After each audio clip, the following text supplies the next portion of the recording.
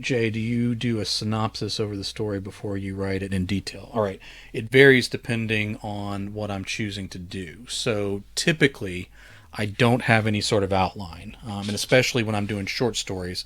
And since I've been doing short stories here on stream, my typical notes will fit on one post-it note.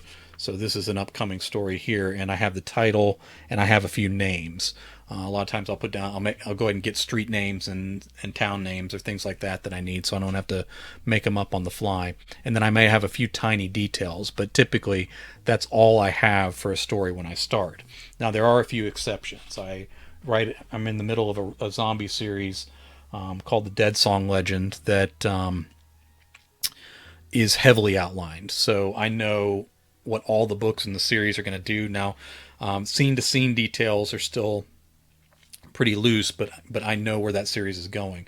This book that I'm writing now, because it's so action based and it's one thing after another, I didn't want to start making things up on the fly. Because I didn't want to repeat myself. So I wanted each action scene to be significantly different from the ones that came before. So I have a broad outline that takes me all the way to the end, so I know how the story is going to end roughly.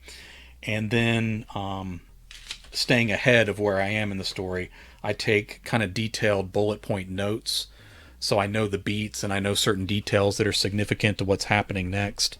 And so I have the broad outline that's not specific but goes all the way to the end, and then I have the more specific bullet pointed, beat by beat outline that I'm writing from as I go from the day.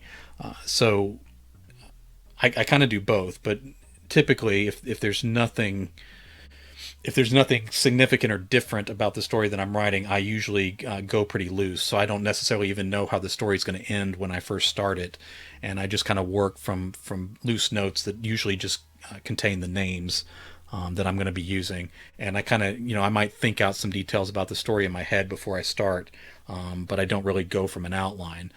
But if there's something unusual about the story, something specific that I need to accomplish, then I'll turn to outlining, kind of like I've done with this one. But this is a lot heavier outlining than I usually do for a story, because again, the nature of it is so demanding, in the sense of like every scene has to be an action scene with the way that I'm deciding to write it. That I want it to I want it to be almost like a dance, where each step is known, and